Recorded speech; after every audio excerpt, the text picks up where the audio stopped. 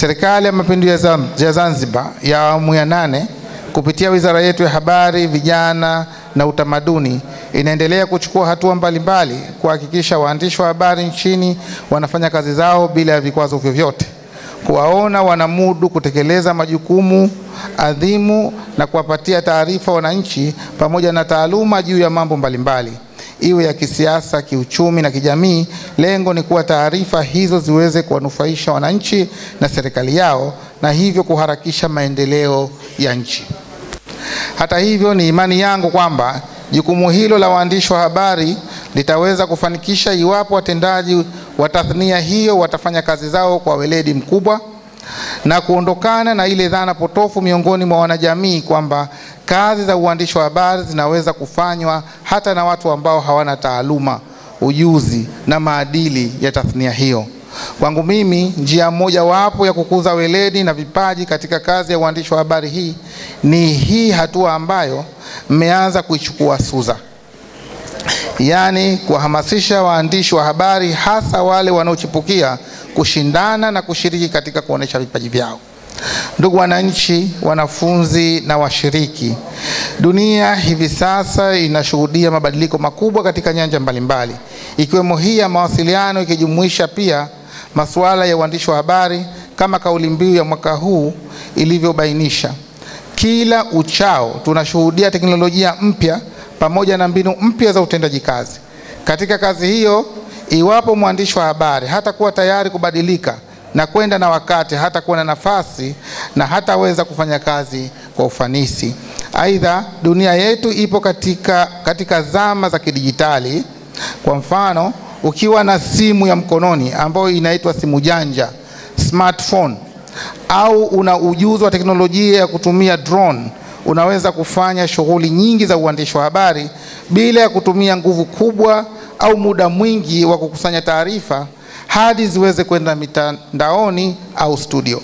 Naamini njia walizokuwa wakizitumia waandishi wa habari wa zamani katika kuandaa vipindi vya television sio zinazotumika hivi sasa, na uandaaji wa majarida, magazeti na machapisho mbalimbali ya hivi sasa ni tofauti na yale ya zamani. Hivi sasa taaluma ya kompyuta na mawasiliano kwa ujumla imeweza kupiga hatua kubwa, na kazi ambazo zamani kifanywa na watendaji kadhaa ofisini zinaweza kufanywa sasa na mtu mmoja kwa saa au dakika chache. Kijana ambaye ataachwa nyuma katika teknolojia hata kuwa na nafasi. Njia muhimu ya kumwezesha mwandishi wetu wa habari kwenda na zama hizi ni kumhamasisha kuwa na ari ya kujifunza mbinu mbalimbali ambazo zitamwezesha kuondokana na kufanya kazi kama alivyozoea huko nyuma, na badala yake aweze kwenda na mabadiliko. Wizara ya Habari, Vijana, Utamaduni na Michezo inatoa shukurani za dhati na kuwapongeza chuo cha SUZA kwa kuweza kuandaa mafunzo haya pamoja na tunzo hizi, kwani tunzo hizi zinaleta ushindani pamoja na maendeleo katika sekta yetu hii ya habari.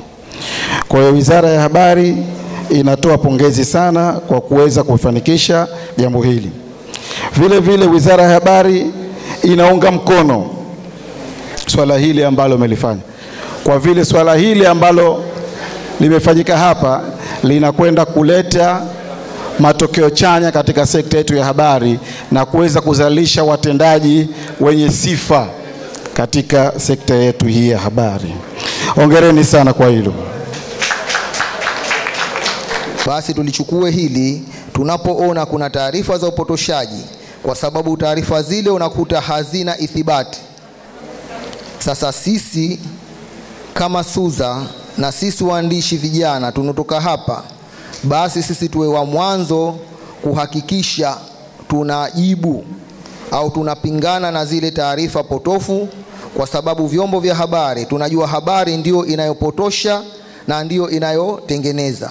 Unapopokea habari ikiwa habari potofu na ukaiamini, basi utapotoka. Lakini ukipokea habari potofu ukitafutia ufumbuzi, basi utaweza kwenda katika mstari ambao unanyoka.